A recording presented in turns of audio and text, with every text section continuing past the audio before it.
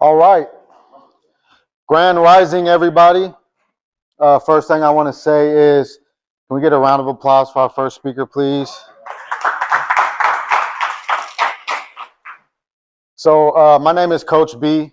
I don't know how many of you know me or heard of me, but I'll tell a little bit about my story.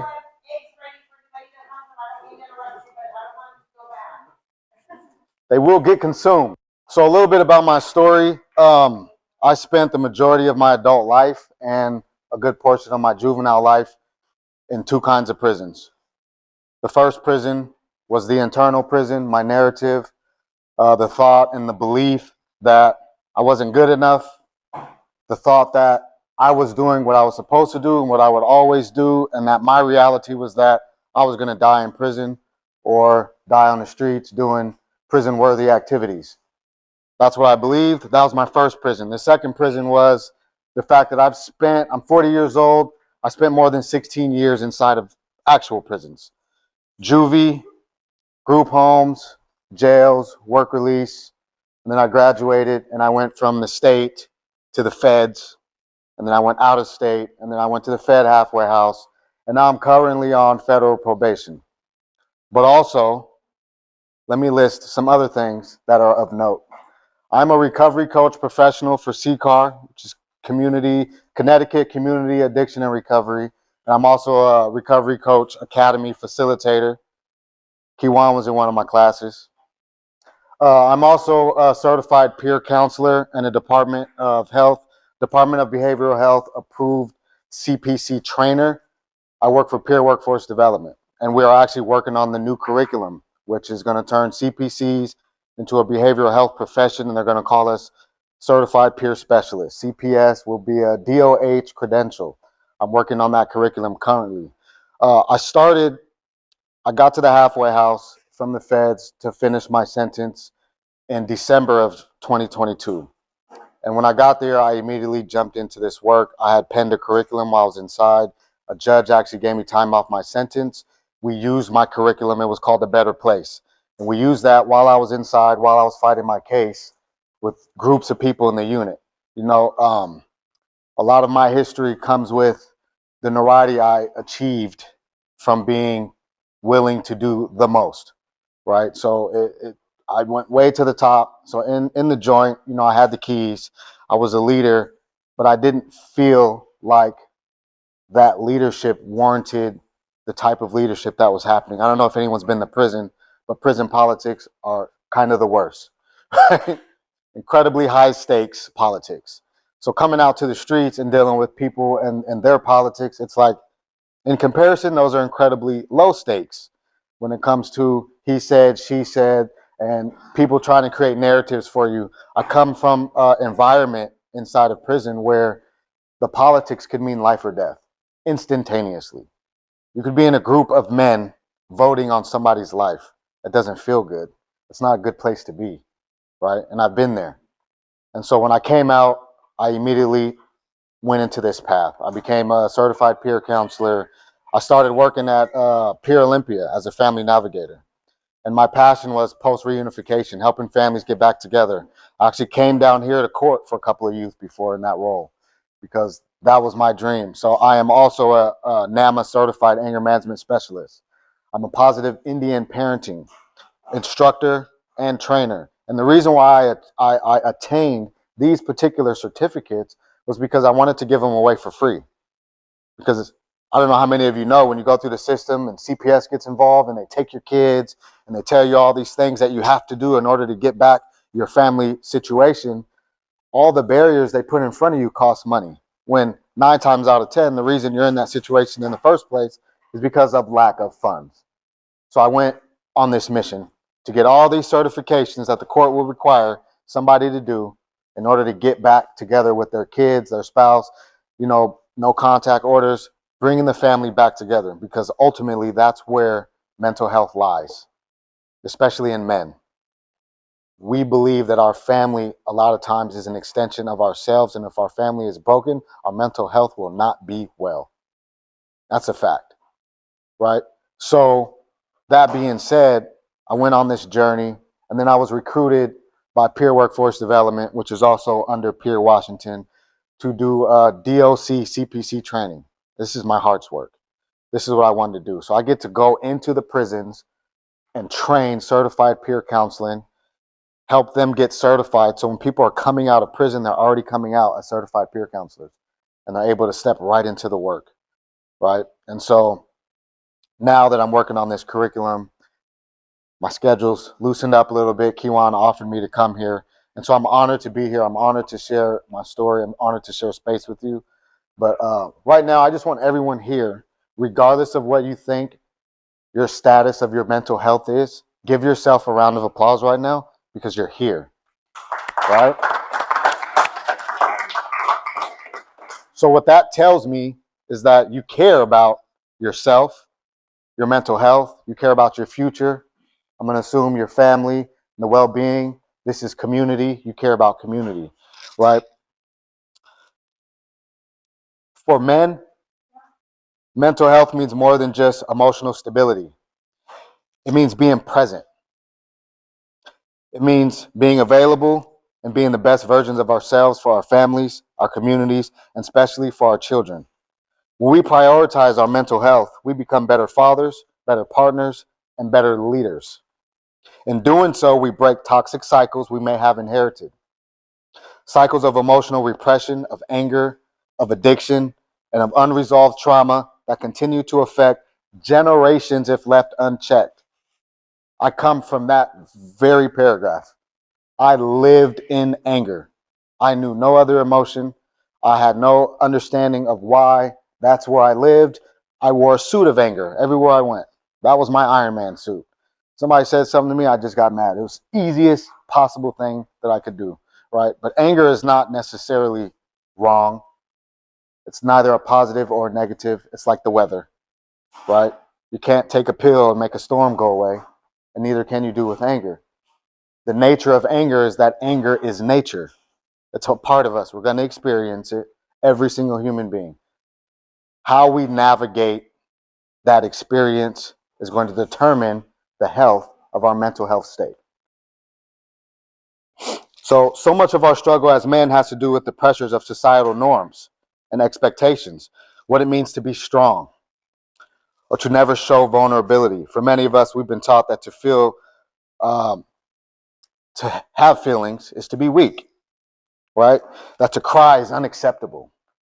And that seeking help is not an option, but nothing can be farthest from the truth. And I can tell you from experience, again, until I went into this phase, whatever, I don't know what happened, can't really pinpoint it, but I was incarcerated when I set myself free. And I started to cry about things, and I started to feel things, and I started to express things to people that were also, because what happens is when you get in alignment with yourself, it opens up all kinds of opportunities of communication with other people. And then you start to gravitate because the law of attraction says like attracts like. It's not opposites attract. That's bullshit, right? Like attracts like.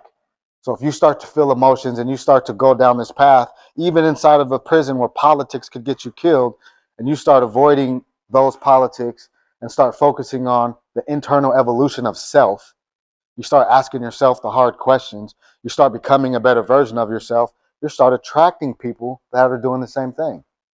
Then your conversations start perpetuating each other, and it grows, right? So I went from circles of gang banging and gambling and more focus on who's who on the football league and learning all these different things to walk in the yard talking to people about how we could raise our kids better, how we could be better partners, how we can talk better on the phone to the people that are supporting us while we're locked up, right? And so those conversations continued. And then I started investing in what I was going to do when I got out instead of worrying about what was happening in there, because I started to realize I'm a visitor here, right? I have a release date. Everything I do here, we can spend energy and then it's gone, or we can invest energy and then it becomes residual, which means your energy creates energy. So when you're investing in positive energy, positive in mathematics, the incontrovertible language of the universe, is a plus. When you talk negativity, when you invite negativity, mathematically, it's a minus. So when you indulge in negative self-talk, when you indulge in negative group talk, when you indulge in negative gossip, you're taking away not only from yourself, but from the people that you're also engaged with in that negativity. So if you look at it like that, if you were to speak to anyone in any planet, anywhere, they'll know math. Because in order to get here, it takes math. Math is, they say numbers don't lie, right? So think of it in terms of mathematically. How are you looking at your mental health? Are you increasing the quality of your mental health with positive self-talk, positive interactions? Or are you indulging in the T, the negativity? Are you taking away from your experience? Because I believe, in a nutshell, mental health could be broken down very simply like this: your internal understanding of your external experience. How do you feel about your life? How do you feel about yourself when you look in the mirror? What do you see when you look in the mirror? How many of you look in the mirror? Like for real? Like really look in the mirror, right? What are you telling yourself when you do that? When you're getting ready in the morning and you're looking in that mirror, are you glancing or are you actually looking at yourself? Because a lot of us, if our mental health isn't up to par, we don't like what we see, so we avoid, no matter how many mirrors we have or how many we pass, we don't actually look in them. And it's the same way we communicate with each other. So it starts with self. And so in my journey, I've come to understand that we all have a narrative we've created about ourselves. It's a story of self-importance, a story of meaning and of purpose. But here's the thing. The narrative is fluid, shaped by how we see ourselves, by the choices we make, and by the agreements we uphold. If you believe you are powerless, then you are in fact powerless. But also, if you start believing you have the ability to heal, to grow, and to challenge those old stories, then you will. Mental health is about ignoring emotions or pretending everything is okay. It's about finding balance. It's about learning to forgive yourself for your mistakes, finding the courage to challenge the old narratives that no longer serve you, and also narratives that others would have you believe. Challenge those narratives. And embracing your emotions without letting them control you. It's about learning to communicate better with those around you, especially with our children, so we don't pass on the trauma that we experience. So fatherhood is one of the most important roles we can take on. Our children watch what we do more than they listen to what we say. If we want them to break free from the cycles of generational trauma, we have to model it. We need to show them how to express their emotions, how to communicate openly, and how to take responsibility for their actions, and how to live lives of balance and purpose. We are what we agree to. How many of you believe that? Say it with me one time. We are what we agree to. Now, if we agree to remain stuck in patterns of toxicity, anger, or helplessness, then that's what we're going to pass on to our children. That's what we're going to pass on. That's what we're going to be playing with. That's the currency we're going to be working with when we're in communication with anybody, with community, with parents, with siblings, right? But if we agree to healing, growth, and emotional regulation, we can model a new path for the next generation. A path where men are allowed to feel, to communicate, to be vulnerable, and to find peace. So what is mental health really? It's not just the absence of illness or distress. It's about living with balance, with intention, with the ability to experience your emotions and not be overwhelmed by them. It's about finding peace with who you are and who you are becoming. And it's about having the tools to navigate challenges without falling apart. In the recovery world, we'd simply call that resiliency, right? You're all here because you have a certain amount of resiliency. You've already been through things. You've already fallen. You've gotten back up. Just being here is testament to you having resiliency. It is already increasing your mental health just for coming here. To achieve mental health, we need to be curious about ourselves and each other. Curiosity fosters connection. Connection creates collaboration. Collaboration invites solutions, and solutions give birth to hope. And hope is the first step to healing and navigating trauma. So think about that. No human being, regardless of the value they place on success, is self-made. Everything we do in life involves collaboration of some sort. If you're rich, the people that bought the things that made you rich collaborated with you. If you feel like you have a bunch of haters and you're navigating that, that conflict is in collaboration with you. How you handle that is what's going to determine the level of your mental health. Choosing to be the best version of yourself. Choosing to decide to be the author of your own narrative. Challenging your core beliefs, challenging the status quo, looking at the cycles, breaking them. Like Hillary spoke about software and hardware, right? Be willing to rewrite the code. Because you are the warden to all the prisons you will ever be in. And until you realize that, you'll stay in those prisons. It's like if you built a prison, got hit over the head, got amnesia, none of the other inmates are going to help you remember that you're the warden. You're just going to be one of them now, right? So recovery, resiliency, healing, it's about remembering. It's about the memory of who you are, the power you hold in self, and the ability you have within yourself to achieve the greatest quality of mental health and then pass that on.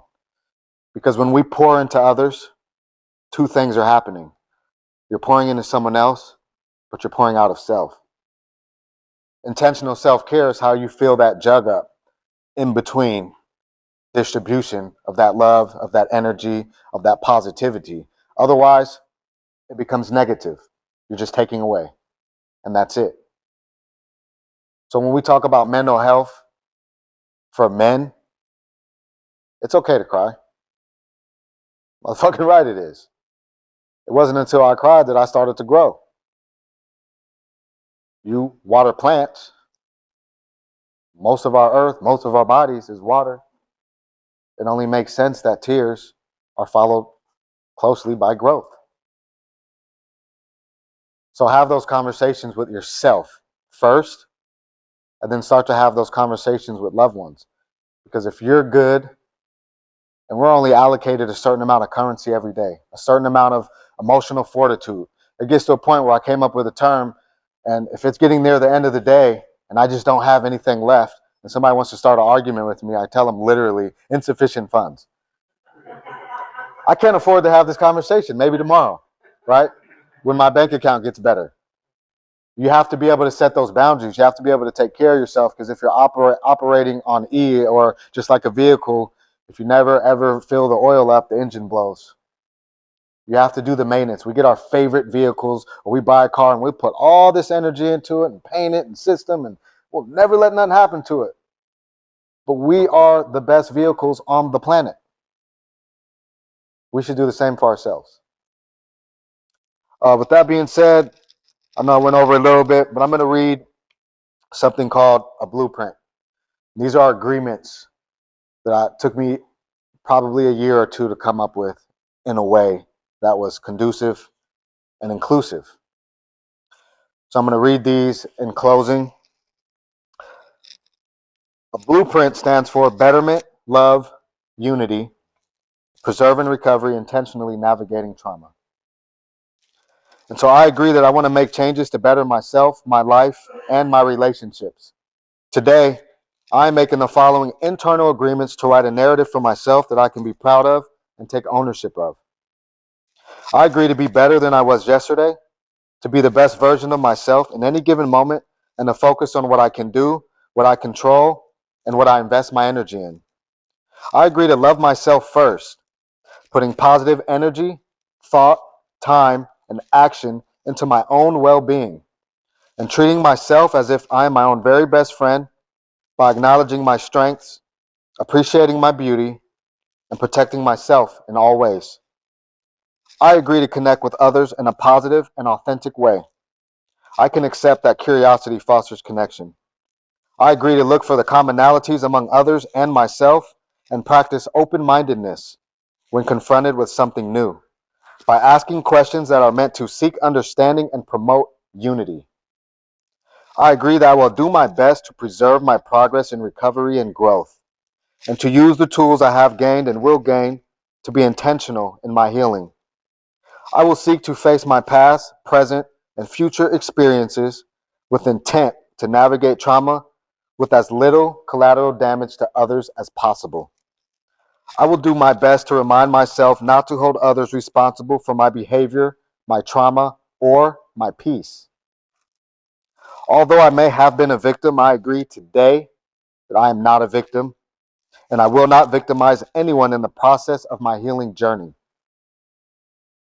With this blueprint, I agree to start the process of building a foundation for the life I know I deserve and the recovery I admit is possible. I agree to add these principles to my toolbox, among others, for the betterment of myself, my family, and my community. Most importantly, I agree that I am worth it. We all said it earlier, right? We are what we agree to. I'm Coach B. That's it. I'm out of time. Bring it to reality from me to you, cause they don't understand what belief can do. But I'm the kind of man to make a dream come true. I just wanna catch you a dream or two. Bring it to reality from me to you, cause they don't understand what belief can do. But I'm the kind of man to make a dream